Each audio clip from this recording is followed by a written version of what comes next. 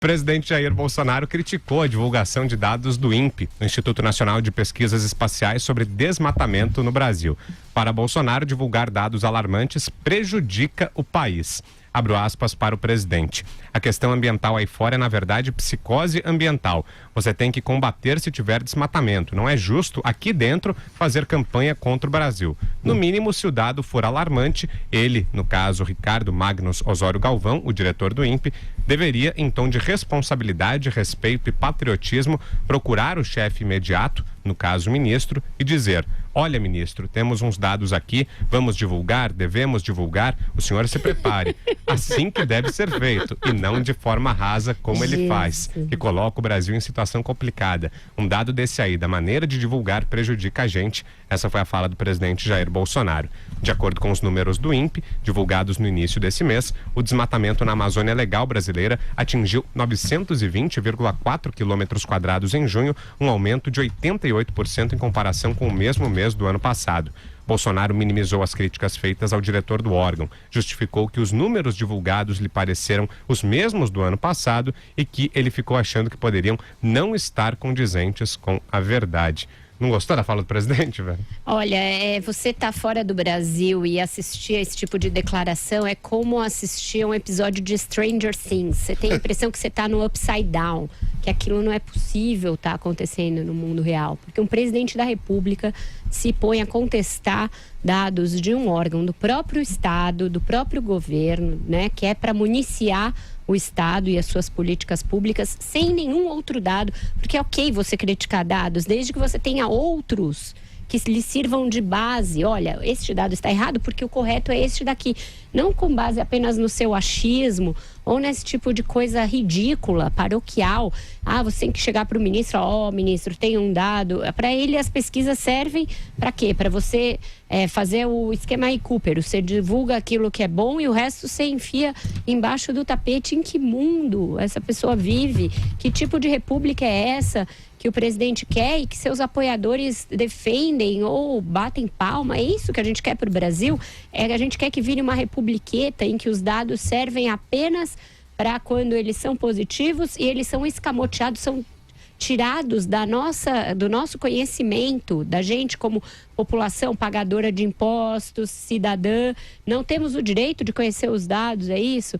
Aí tratou o ministro de vir correndo ao socorro do presidente, dizer que realmente estava errado. E o que aconteceu agora? Vejam só, o próprio presidente da República, acho que alertado do exagero da sua retórica exagerada e ideologizada, voltou atrás, disse: olha, levando-se em conta até a época, foi exagerada a declaração dele próprio, Bolsonaro, em sendo exagerada, você pode adjetivar da maneira que você achar melhor. Portanto, voltou atrás. Assim como no caso dos governadores do Nordeste, em que ele também voltou atrás e tentou dizer que havia dito uma outra coisa diferente da que ele de fato disse. É muito difícil a gente ficar aqui no papel de comentaristas de uma retórica que é totalmente descasada da realidade. É uma retórica que não tem compromisso com os fatos. Uma retórica que não se baseia em fatos, se baseia em achismos e nos afetos do presidente. O que ele gosta é legal, seus filhos são bacanas. O que ele não gosta é antipatriótico e não é legal. Isso não é republicano. O princípio que deve reger a presidência da República é o da impessoalidade, acima de todos os outros. Bolsonaro não sabe o que esse princípio significa. Diga aí, Andreasa. É isso. É alguém que não domina o princípio republicano fundamental da impessoalidade e é alguém, particularmente, que quer ter controle sobre tudo e filtrar tudo, né? Especificamente dados incômodos. É algo típico do ímpeto da mentalidade autoritária. O presidente da República, Jair Bolsonaro, não está preocupado com questões ambientais e particularmente com o desmatamento na Amazônia. Para ele, utilitariamente, a preocupação é se a divulgação dos dados reais terá uma repercussão ruim para os interesses não do Brasil, mas do seu governo. Isso é muito importante. O INPE produz as estatísticas oficiais sobre desmatamento na Amazônia. É vinculado ao Ministério da Ciência e Tecnologia, que tem um nome gigantesco agora. tem uma série de levantamentos daí porque há uma história, há um processo, há uma base, há ciência, há conhecimento. Para refutar um dado como esse, lastreado em conhecimento técnico, é preciso, e é possível, é preciso apresentar dados científicos divergentes. Não existe contestação de outra maneira. De outra maneira, contestar dados sem dados, batendo o pé no chão, é mistificação.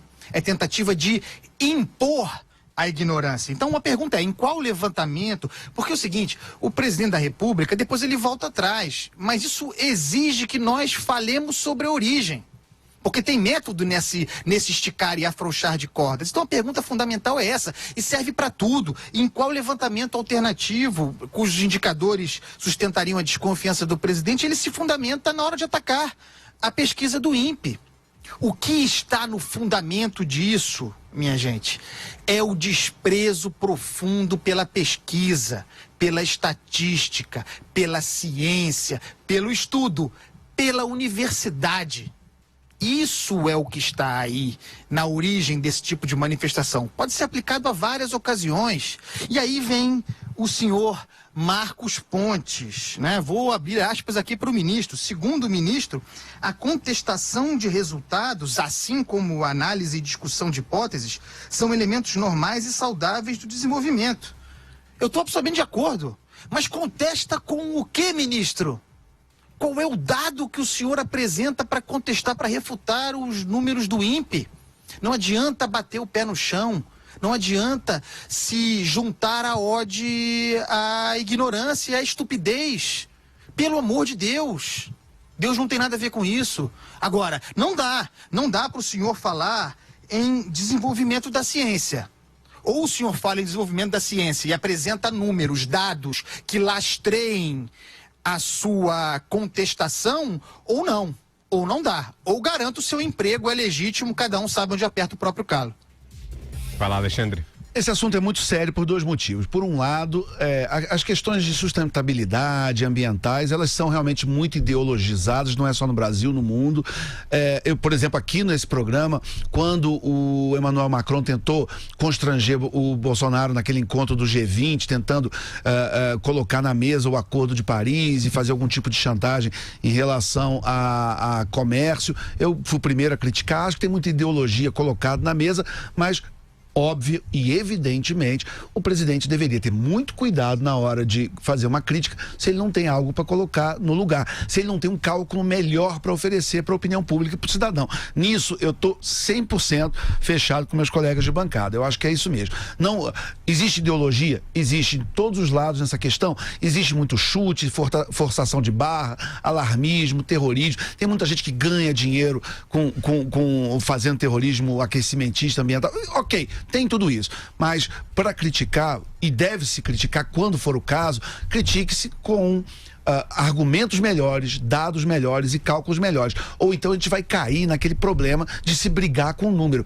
E governos não devem nunca brigar com números. Por exemplo, o presidente Bolsonaro sempre dá declarações, nisso eu estou com ele, de que seria muito ruim se Cristina Kirchner voltasse ao poder na Argentina nas eleições de outubro. Mas ela manipulou dados do PIB na época, quando ela foi presidente da Argentina. Foi um escândalo, uma coisa muito feia que ela fez, né? Isso foi o governo Lula, por exemplo, inventou a classe média de R$300 de renda. Vocês lembram disso, para poder inflar a ideia de que o Brasil estava aumentando a classe média, quando na verdade estava mudando o cálculo. Então, enfim, sem falar Cuba, daqueles dados ridículos de educação e saúde, que só acredita quem quer, enfim, ditaduras e governos autoritários é que brigam com números. Em democracia isso não cabe. Então a gente pode e deve questionar, quando for o caso, a divulgação de dados oficiais, desde que a gente mostre onde aquele dado está errado e como consertar e qual é a informação correta.